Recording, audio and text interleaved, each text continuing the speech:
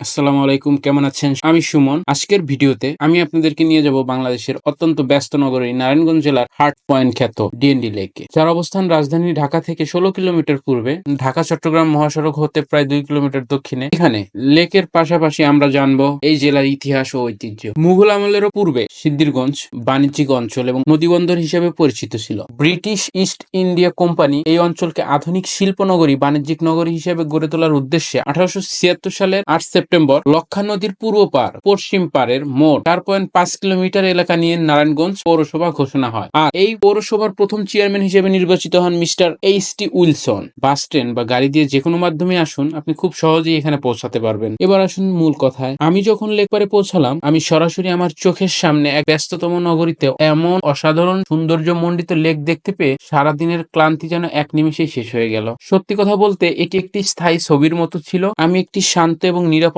অবস্থানে আমি এবং আমার পরিবারকে নিয়ে সময় কাটাতে পেরেছিলাম, আর তার অভিজ্ঞতাই আমি আপনাদের সাথে শেয়ার করতে চাচ্ছি। এই লেকের সবচেয়ে আকর্ষণীয় বৈশিষ্ট্য হলো তার জলপান। লেকের স্বচ্ছ টলমলে পানি এবং সবুজ বৃক্ষ ঘেরা বসার ব্রেঞ্চ, পায়ে চলার সরু পথ পার্কটির মূল আকর্ষণ। এছাড়া দর্শনার্থী ও স্থানীয়দের বিনোদনের জন্য রয়েছে দৃষ্টিনন্দন সেতু এবং শান বাঁধানো ঘাট। প্রকৃতির সঙ্গে কৃত্রিমত্তার সংমিশ্রণে গড়া এই নজরকাড়া সৌন্দর্য আকৃষ্ট করবে আপনাকে, এবং দুই পাশে মানুষের চলাচলের জন্য রয়েছে প্রশস্ত ওয়াকওয়ে।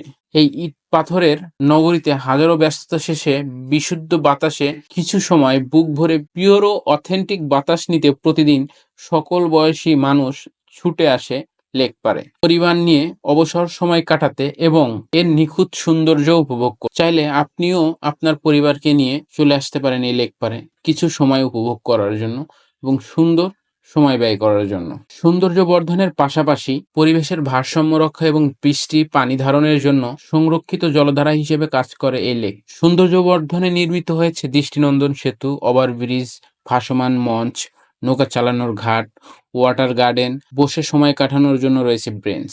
নগরবাসীর বিনোদনের চাহিদাকে বিশুদ্ধ পরিবেশ সৃষ্টি করতে, যান্ত্রিক কোলাহল থেকে মানুষকে স্বস্তি দিতে ও বিনোদনের ব্যবস্থা করতে বেশ কিছু খাল পুনরুদ্ধার করে 2011 সাল থেকে সৌন্দর্য বর্ধনের কাজ শুরু করে নারায়ণগঞ্জ সিটি কর্পোরেশন। সব মিলিয়ে ব্যস্ততম শহরে হাতে পাওয়া সামান্য অবকাশ কাটাতে ডিএনডি লেক ভালো একটা জায়গা হয়েছে। এখানে এসে কালো জলে একদ্বন্দ্ব শান্তির পরশ উপেক্ষা করা বড় মুশকিল। আর তাই শেষে বলতেই হয়, বৃষ্টি আসুক জলে ভরুক অপেক্ষায় উতলে রই, বিষাদ কাব্য লিখি শেষে লিখি কালো জলের গল্প। এই শহরে নদী মরল, ঝিলও মরল, মুগ্ধতা নেই আর গল্প। ধন্যবাদ ভিডিওটির সাথে থাকার জন্য। পরবর্তী ভিডিওতে আবার দেখা হবে। ততক্ষণ সুস্থ থাকুন, ভালো থাকুন। খোদা হাফেজ।